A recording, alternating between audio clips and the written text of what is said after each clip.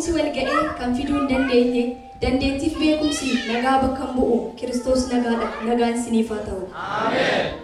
Guyyaan har'aa kuni guyyaa dhalootaati. Dhaloota Kiristoos guyyaa yaadannooti. Happy Christmas, happy birthday. የትናንትናው ጨለማ ሁሉም ከኛ ሄደ። አሜን። Namdillee kan jedha wanta isa ajaa'ibu wanta birri fide laalanii gaggabu kan yeroof mul'atee har'aaf calaqqisu wanta akkanaa kuni nu hin ajaa'ibsu. Dhimma tokko jira kan nu ajaa'ibe akkamitti ta'ee jedhee anaan kan na dhibe Yesuus nuuf jedhee gadi of deebisee biyya lafaa hundaa afaan qabachiise.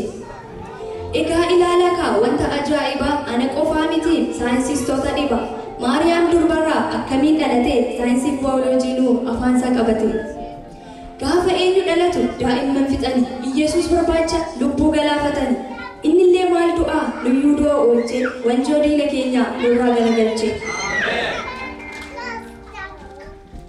Ammas baay'eetu jira kanani jedhu waa'ee gooftaa Yesuus kanani dubbadhu. Iddoo hedduu jira manni gurguddoota maalumaaf filatee dallaa beelladoota. Achi filachuun isaas seenaa galmeessise warra beekna jedhan afaan qabachiise warra gaddeebi'ootaaf dhaamsa guddaa qaba Yesuusiin malee eenyu tollu qaba. Kunillee haa ta'u seenaa yeroo darbee har'as hin dubbataa kan lapheensaa cabee mee amma haa ilaallu wanta har'a jiru Yesuus gooftaadhaan kan seenaa jijjiiru. Yaa laphee gogee Yesuusiin dheebottu lafa onaa taatee ofitti kan aartu har'a misiraachoo sii fideetan dhufe gooftaan si jaallata yoo rumisi dhufe. Kaleessa dhiphattee waan gootu wallaalte kan koo kunoo dhumeera jettee kan yaaddofte har'a gammadii aduun addaa ba'eera fayyisaan biyya lafaa Yesuus dhalateera. Mana mootii dhiisee kan dallaa filate laphee kee qopheessi har'as yoo barbaadde hafuuraan dhalataa har'as Yesuusii mee maaliif inni kee itti of argisiisi.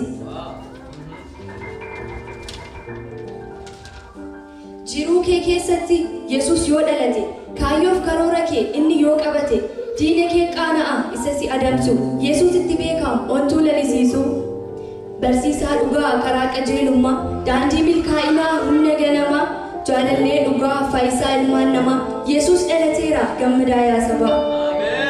Gaaffii keef deebii dhabdee kan rakkachaa turte dhukkuba keef dawaan dhibee bara baay'eef kan boosse har'a dhalachuun Yesuusiin kun hundumtuu hafee furmaata argattee gammachuuf siif ta'e.